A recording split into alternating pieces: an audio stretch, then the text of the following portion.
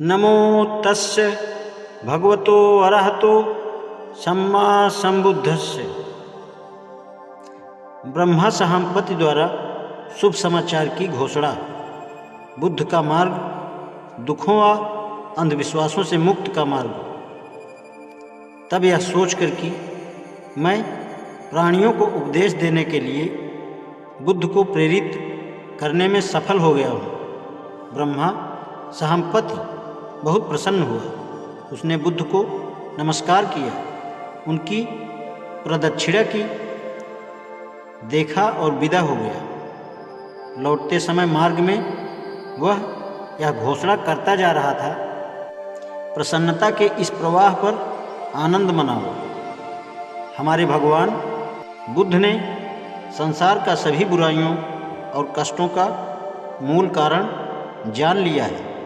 उन्हें इससे मुक्त होने का उपाय भी ज्ञात है। बुद्ध उन्हें सुख प्रदान करेंगे जो उदास हैं, जो दुख से दबे हैं वह उन्हें शांति प्रदान करेंगे, जो युद्ध त्रस्त हैं वह उन्हें साहस देंगे, जिनका दिल टूट चुका है, जो पद्दलित हैं, उत्पीड़ित हैं, जिन पर अत्याचार हुए हैं, उन्हें वह विश्वास और आशा प्रदान करेंगे। आप लोग जिन्हें जीवन के कष्टों का सहन करना पड़ा है, आप लोग जिन्हें अस्तित्व के लिए संघर्ष करना पड़ता है, आप लोग जो न्याय के लिए ललायित रहते हैं, अब प्रसन्नता के इस समाचार पर आनंद मनाएं। जो आहत हैं वे अपने जख्मों को भर लें, जो भूखे हैं वे अपना पेट भरा हुआ समझें, जो थके हुए हैं वे अब विश्राम कर लें, जो प्यासे हैं वे अपनी प्यास बुझा लें, जो अंधकार में हैं वे प्रकाश पा लें, जो उदास हैं वे अब खुशी मनाएं। बुद्ध के सिद्धांत में मैत्री स्नेह है, जो उन असहाय लोगों को अपना बनाने की इच्छा उत्पन्न करती है, जिनका कोई नहीं है। उनका उत्थान करने के लिए उत्कृष्ट इच्छा पैदा होती है। जो पतित बना दिए गए हैं और जो उपेक्षित और पद्दलित हैं, उनके लिए आगे बढ़ने का समता का पथ है। उनका धम्म सिद्धांत न्यायसंगत और उनका उद्देश्य है कि पृथ्वी पर सद्धम्म पवित्रता का साम्राज्य स्थापित करना। उनका धम्म सिद्धांत एक सत्य है, संपूर्ण सत्य, जो सत्य के अतिरिक्त और कुछ नहीं, केवल सत्य ही सत्य है। धन्य है भगवान बुद्ध, क्योंकि उनका पथ तर्क व बुद्धि का पथ है और वह अंधविश्वासों से मुक्ति का मार्ग है। धन्य है वह भगवान बुद्ध जो मध्यम मार्ग का उपदेश देते हैं।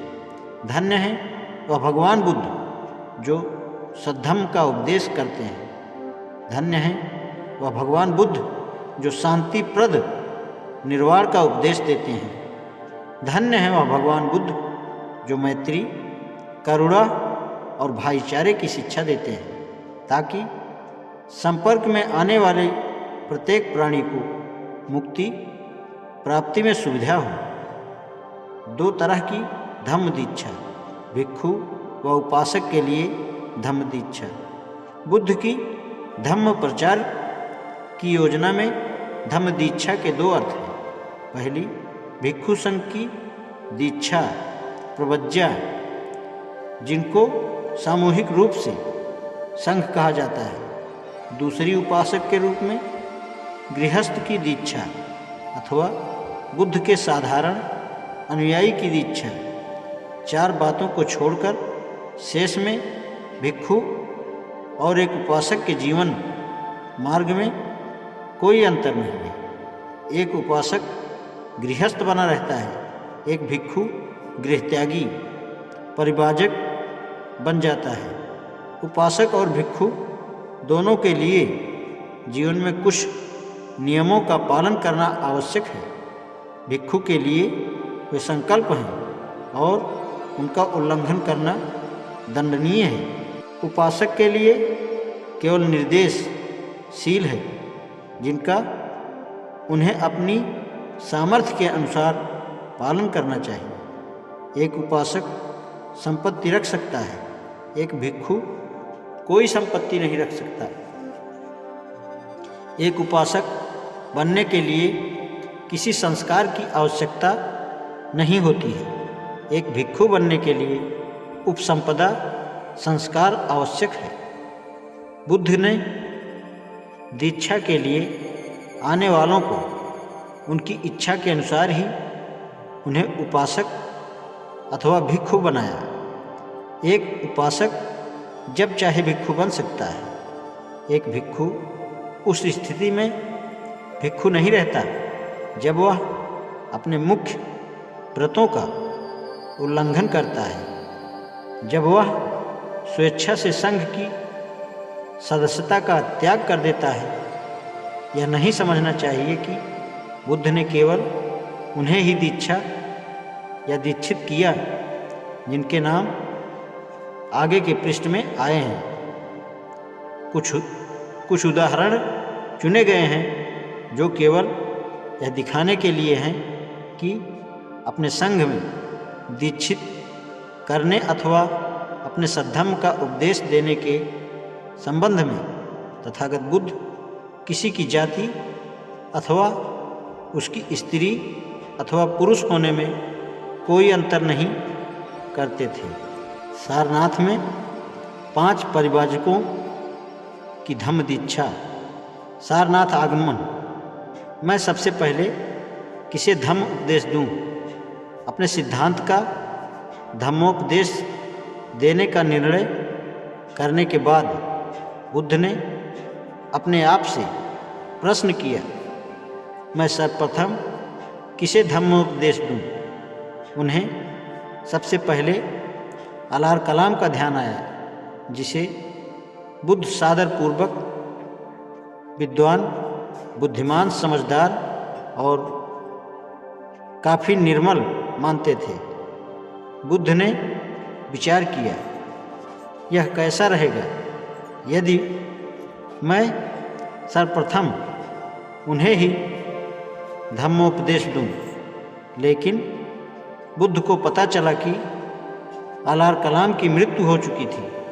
तब उन्होंने उद्दक रामपुत्र को उपदेश देने का विचार किया, किंतु उसका भी शरीरांत हो चुका था। तब उन्हें अपने उन 5 साथियों का ध्यान आया जो तपश्चर्या करते समय निरंजना नदी के तट पर उनके साथ से, और जो सिद्धार्थ गौतम द्वारा तपस्या और काय क्लेश का पथ त्याग देने पर क्रोधित होकर उन्हें छोड़कर चले गए थे। उन्होंने अपने मन में कहा, उन्होंने मेरे लिए बहुत कुछ किया है, मेरी बहुत सेवा की है, मेरी देखभाल की और मेरे लिए बहुत कष्ट उठाए। कैसा रहेगा यदि मैं उन्हें ही सर्वप्रथम धम्म का उपदेश दूं? उन्होंने उनके ठौर ठिकाने का पता लगाया। जब उन्हें पता चला कि वे वाराणसी सारनाथ के इस पतन के मृगदाब में रहते हैं,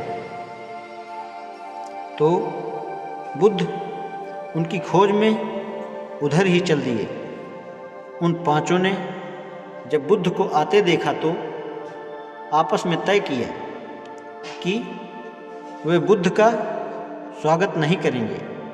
उनमें से एक बोला, मित्रों, वह श्रमण गौतम चला आ रहा है, जिसने तपस्या का मार्ग त्याग कर वैभव और भोग का जीवन अपना लिया है। उसने पाप किया है, इसलिए हमें न उसका स्वागत करना चाहिए, न उसके सामने सम्मान में खड़ा होना चाहिए, उसका पात्र और न ही उसका चीवर पकड़ना चाहिए। हम उसके लिए केवल एक आसन रख देंगे इच्छा होगी तो वह उस पर बैठ जाएगा। इस पर वे सब सहमत हो गए। लेकिन जब बुद्ध समीप पहुँचे तो वे पांचों परिव्राजक अपने निर्णय पर दृढ़ न रह सके। बुद्ध के व्यक्तित्व ने उन्हें इतना प्रभावित किया कि सभी अपने आसन से खड़े हो गए। एक ने बुद्ध का पात्र लिया, एक ने चीवर संभाला, एक ने आसन बिछाया और एक अन्य पांव धोने के लिए पानी ले आए। वास्तव में एक अप्रिय अतिथि का यह असाधारण स्वागत था। इस प्रकार जो उपेक्षावान थे वे श्रद्धावान बन गए। आज इतना ही। नमो बुद्धाय।